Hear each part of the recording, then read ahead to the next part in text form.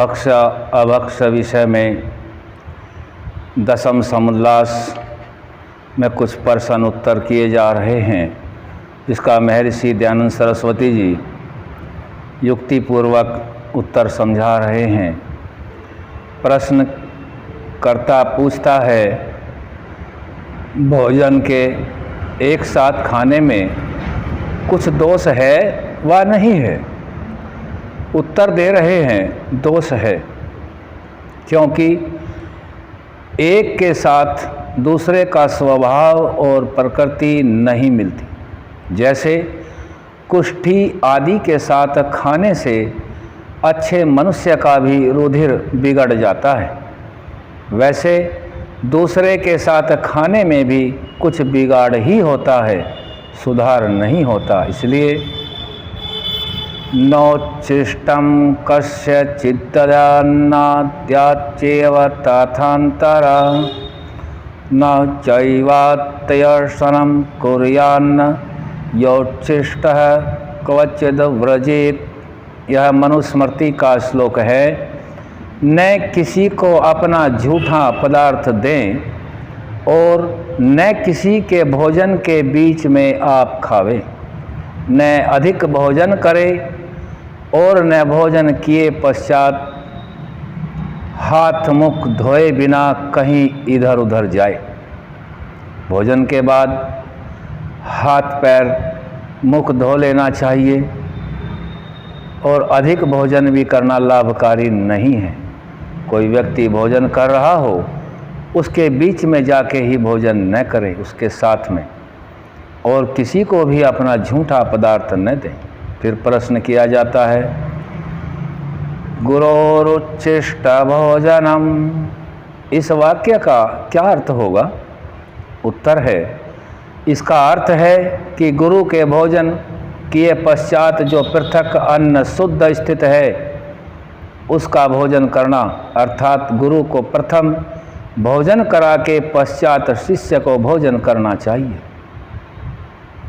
फिर प्रश्न पूछा जा रहा है, जो उच्छिष्ट मात्र का निषेध है तो मक्खियों का उच्छिष्ट शहद, बछड़े का उच्छिष्ट दूध और एक ग्रास खाने के पश्चात अपना भी उच्छिष्ट होता है, पुनः उनको भी न खाना चाहिए।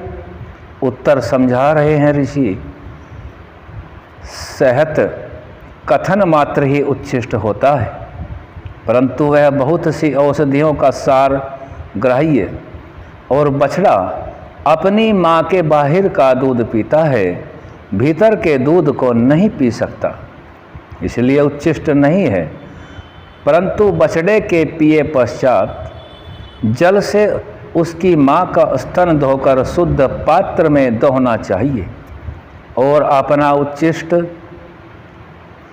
अपने को विकार कारक नहीं होता।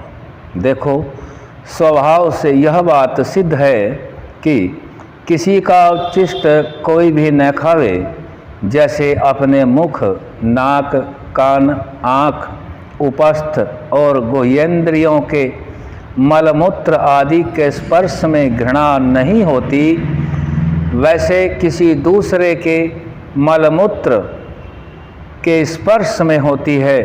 इससे यह सिद्ध होता है कि यह व्यवहार सृष्टि क्रम से विपरीत नहीं है। इसलिए मनुष्य मात्र को उचित है कि किसी का उच्छिष्ट अर्थात झूठा न खाए।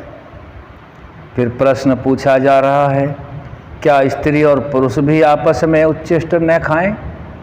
नहीं, क्योंकि उनके भी शरीरों का स्वभाव भिन्न भिन्न है। फिर अगला प्रश्न पूछा जा रहा है, कहो जी, मनुष्य के हाथ की हुई रसोई उस अन्न के खाने में क्या दोष है? ब्राह्मण से लेके चांडाल पर्यंत के शरीर हाड़ मांस चमड़े के हैं। जैसा रुधिर ब्राह्मण के शरीर में वैसा ही चांडाल आदि के। पुनः मनुष्य मात्र के हाथ की पकी रसोई खाने में क्या दोष है? उत्तर है, दोष है, क्योंकि जिन उत्तम पदार्थों के खाने पीने से ब्राह्मण और ब्राह्मणी के शरीर में दुर्गंध आदि दोष रहित रजवीर्य उत्पन्न होता है, वैसा चांडाल और चांडाली के शरीर में नहीं होता, क्योंकि चांडाल का शरीर दुर्गंध के परमाणुओं से भरा हुआ होता है, ब्राह्मण आदि वर्णों का नहीं होता। इसलिए ब्राह्मण आदि उत्तम वर्णों के हाथ का खाना और चांडाल आदि नीच आदि का न खाना। भला जो कोई तुमसे पूछेगा कि जैसा चमड़ा शरीर माता, सास, बहन, कन्या, पुत्र, वधू का है, वैसा ही अपनी स्त्री का भी है, तो क्या माता आदि स्त्रियों के साथ स्व-स्त्री के समान बरतेंगे? नहीं। तब तो संकुचित होकर चुप ही रहना पड़ेगा। जैसे उत्तम अन्न हाथ और मुख से खाया जाता है, वैसे दुर्गंध भी खाया जा सकता है। तो क्या मलादि भी खाओगे? क्या ऐसा भी कोई हो सकता है?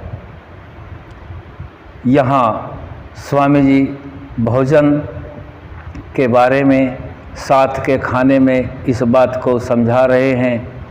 यहाँ अगला प्रश्न किया जाता है, जो गाय के गोबर से चौका लगाते हो तो अपने गोबर से क्यों नहीं लगाते, और गोबर के चौके में जाने से चौका अशुद्ध क्यों नहीं होता? उत्तर दे रहे हैं स्वामी जी, गाय के गोबर से वैसा दुर्गंध नहीं होता जैसा कि मनुष्य के मल से होता है।